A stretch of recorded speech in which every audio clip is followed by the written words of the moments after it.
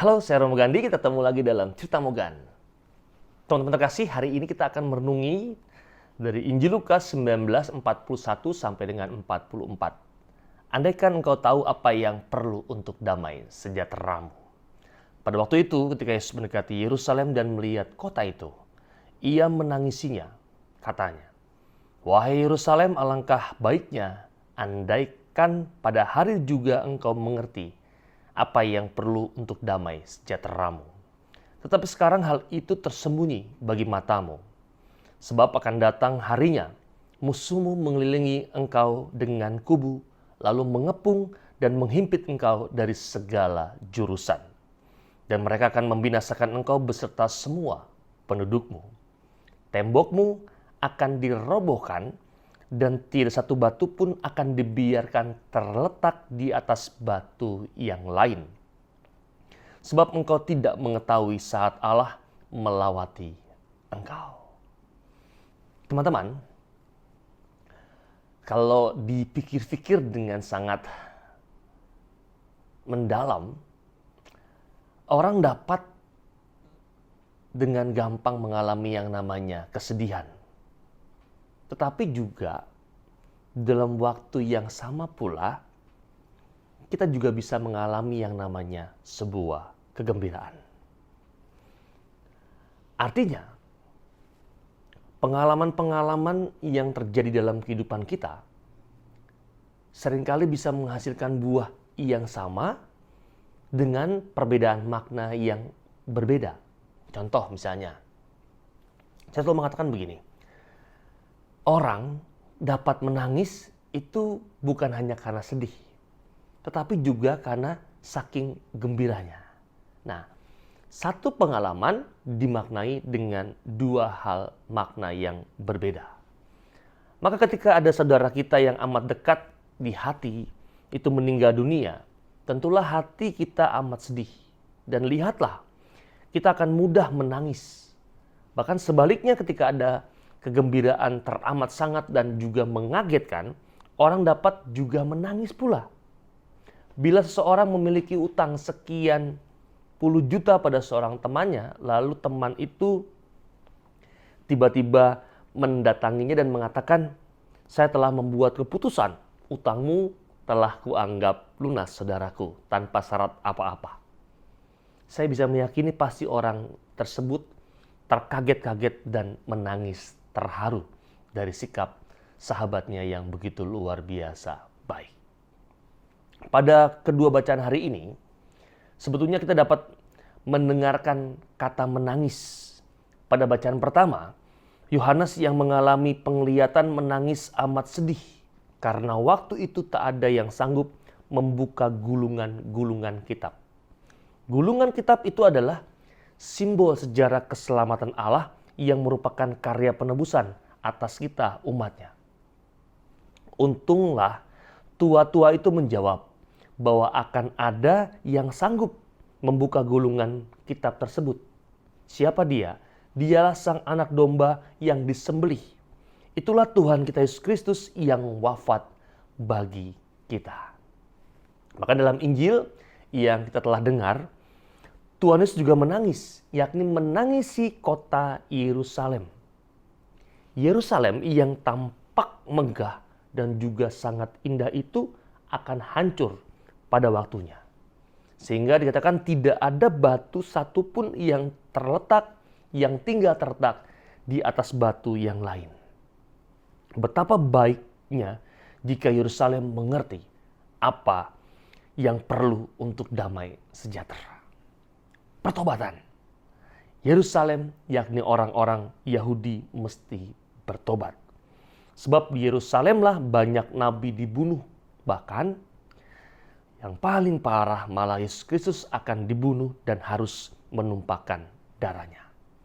Maka teman-teman terkasih, demikianlah kedua bacaan bertemu pada satu titik. Tuhan Yesus Kristus yang memenuhi janji keselamatan umat manusia, tetapi itu harus dilaluinya melalui jalan penderitaan dan juga salib.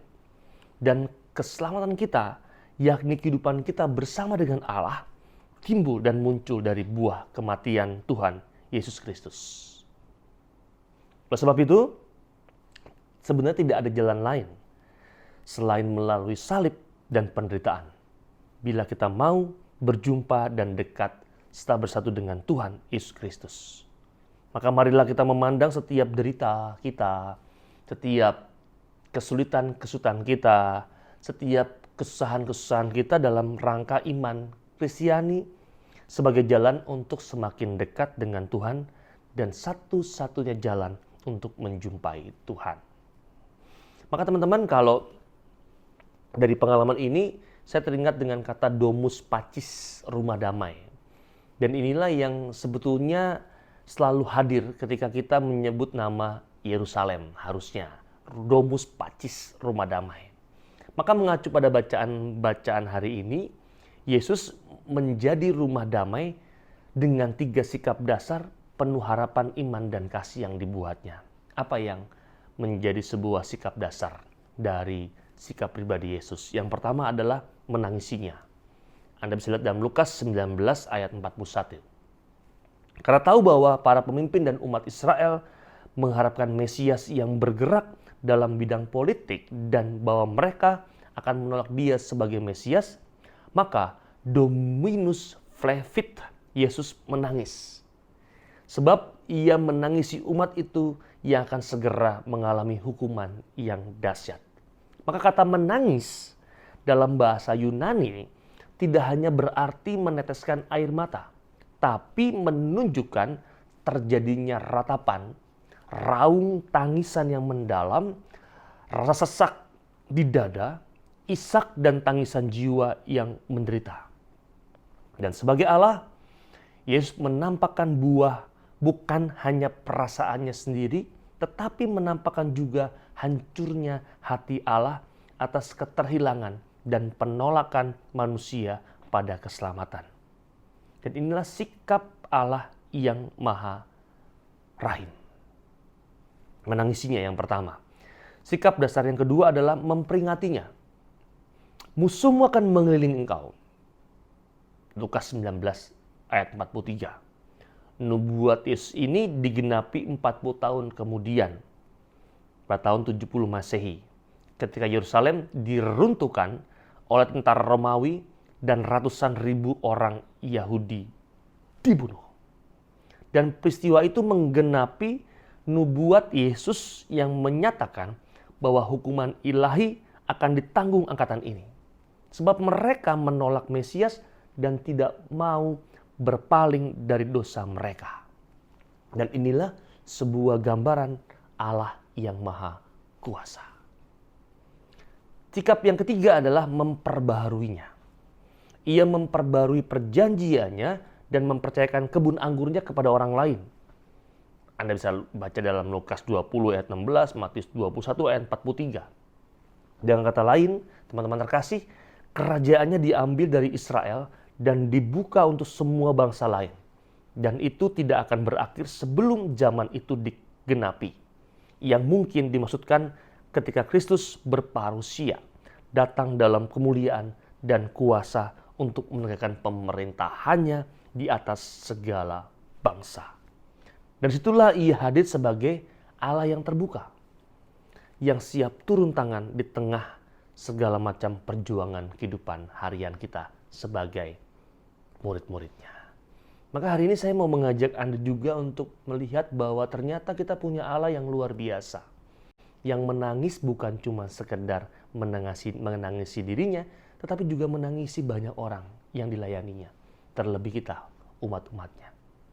Semoga sebuah gambaran Allah yang maha rahim, Allah yang maha kuasa, Allah yang sungguh terbuka terus-menerus terhadap hidup kita, menginspirasi kita untuk bisa menjadi orang-orang yang selalu berani berbuat baik dalam kehidupan kita.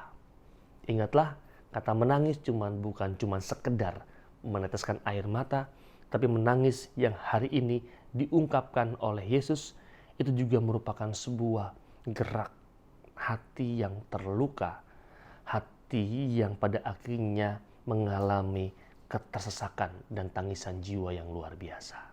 Maka Bapak Ibu, teman-teman, selamat menjalani hari ini dengan mengingat tentang perbuatan Allah yang begitu besar kepada kita semua. Dan semoga hari ini kita dapat menjalani hidup dengan baik dan juga dapat berbuat baik kepada banyak orang di sekitar kita. Kita mohon rahmat dari Tuhan untuk semua itu. Kita tundukkan kepala. Tuhan bersamamu dan bersama rohmu. Berkat Allah melimpah untuk kita semua yang ada di sini, keluarga kita, orang-orang yang kita kasih dan cintai dimanapun mereka berada. Terlebih sungguh untuk segala usaha-usaha baik yang mau kita upayakan dan perjuangkan dalam hidup ini, selalu dilindungi, dibimbing dan diberkati oleh Allah yang Maha Kuasa, Bapa dan Putra dan Roh Kudus. Amin. Ketemu lagi dalam cerita Mogan yang berikutnya, yang juga tidak kalah menarik. Saya Romo Gandhi. Dadah.